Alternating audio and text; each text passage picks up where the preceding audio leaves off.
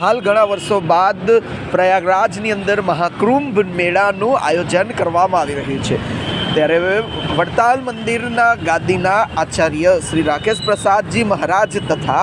100 સંતો સાથે મળીને સટતિલા એકાદશીએ પ્રયાગરાજ ત્રિવેણી સંગમ ખાતે આસ્થાની ડૂબકી લગાવી છે। ત્યારે વડતાલ મંદિરના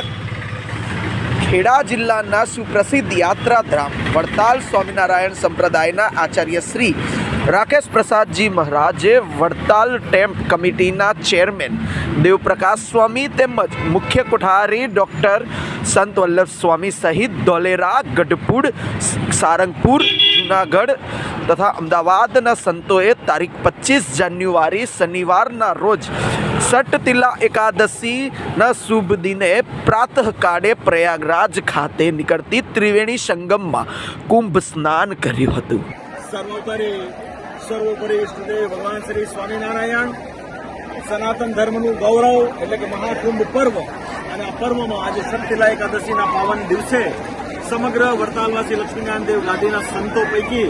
આજે આપણા વડતાલ ટેમ્પલ બોર્ડના ચેરમેન શ્રી દેવ સ્વામીજી પધાર્યા છે, સાથે મુખ્ય કોઠારી ડૉક્ટર સંત વલ્લભ સ્વામી છે, પ્રયાગ શ્રી સ્વામિનારાયણ મંદિરના મહંત સ્વામી નારાયણ સ્વામી છે, વિવેક સ્વામી છે, હરિગુણ સ્વામી, પવન સ્વામી આદિ ઘણા બધા સંતોની ઉપસ્થિતિ છે અને આજે અમે મહાકુંભ પર્વમાં પવિત્ર સંગમના કિનારે ગંગા મૈયાની ગોદમાં બેસી એમના ચરણોમાં પ્રાર્થના કરીએ છીએ કે હે ગંગા મૈયા, હે ભગવાન શ્રી હરિ, સમગ્ર સત્સંગ સમાજ તમામ સંતો અને ભક્તોનું ખૂબ મંગળ કરો, ખૂબ એમનું કલ્યાણ કરો એવી હૃદયથી આજે એકાદશીના પ્રાતઃકાળે ભગવાનના ચરણોમાં અમારી પ્રાર્થના છે। ભગવાનની બહુ મોટી કૃપા આપણા સર્વની ઉપર કાયમ રહી છે અને કાયમ રહેશે એવો અમને આજે વિશ્વાસ છે। આજે ગંગા, યમુના, સરસ્વતીના સંગમ કિનારે આપણી સંસ્થાએ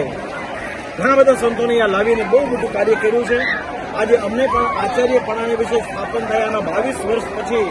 મહાકુંભ પર્વમાં પ્રયાગને વિશે પવિત્ર સંગમ ઘાટમાં સ્નાન કરવાનો જે અમને અવસર મળ્યો છે એ પણ અમારું મોટું સૌભાગ્ય છે। માટે અમે એના માટે ભગવાનને ખૂબ ખૂબ એમના ચરણોમાં પ્રાર્થના કરીએ છીએ અને ફરી એક વખત